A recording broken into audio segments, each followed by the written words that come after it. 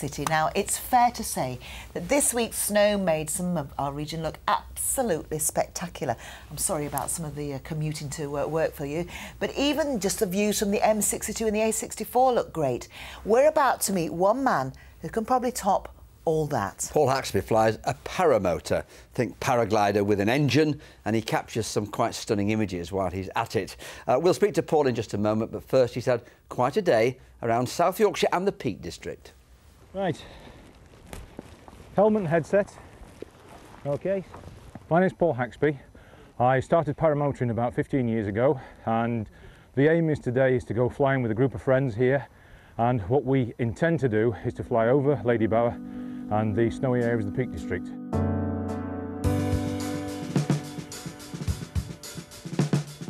Clear prop.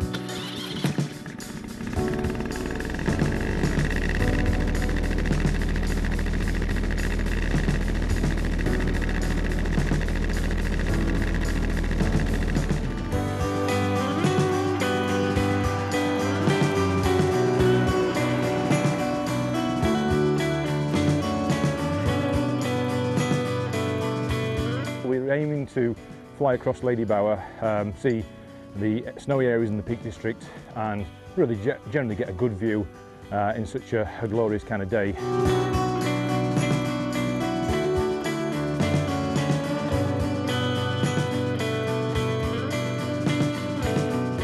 Paramotoring is available to anybody as long as you're reasonably fit and able to run, but we've got people from as young as 16 up to as old as 75.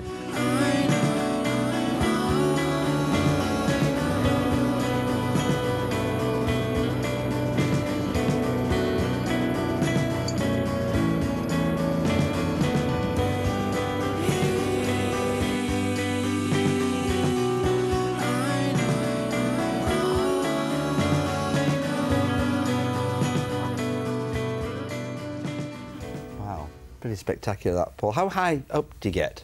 Well, we usually fly about 2,000–3,000 feet. It depends on the terrain, the scenery we're flying over.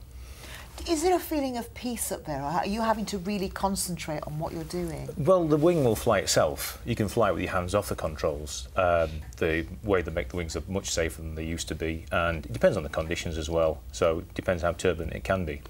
Now, we've got some pictures of you going up here. What sort of speed do you actually attain when you're up and running, so to speak? The takeoff speed's about 10–12 miles an hour, but the top speed is up to 40 miles an hour with the modern wings. I bet it's cold up there, especially a day like this. You need the right equipment, do you? Yeah, it can be, but you just dress accordingly, really. You have to wear more layers. So why did you start this? I mean, were you gliding before? Does this give you extra speed and extra height? Yeah, originally I started paragliding, but the paramotor was a way of propelling yourself around the landscapes and get to height and go places, rather than sticking to one area or just generally using thermals and ridge lift. The paramotor gave you more flexibility and the ability to go higher. Let's ask you to identify some of the stills we've got now of previous trips into the sky that you've done. I think we know where that is. Yeah, that's Drax Power Station. And then that's Carlton Towers near Selby. And that's down the northeast coast. How far can you go on a single journey? Well, it depends. It depends on yeah, well, we're allowed to carry a maximum of 10 litres, and that usually lasts 2–2.5 hours, typically. But it depends on the wind speeds. You have to fly according to the wind speeds as well, and it's a light wind aircraft, really. Yorkman stuff, haven't you? Yeah. Now, I have to say that you've promised to take Harry up. I've been on one of these. Have you?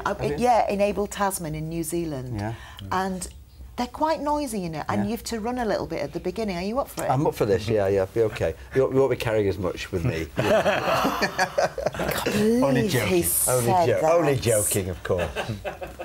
Yeah, I mean, when's your next trip? As he moves on very quickly, Well, it depends on the weather, really. We're weather dependent. It's a leisure aircraft, and it's just a portable, easy way to fly in the right weather. All right, we loved your photos. Thanks for bringing them in. Okay,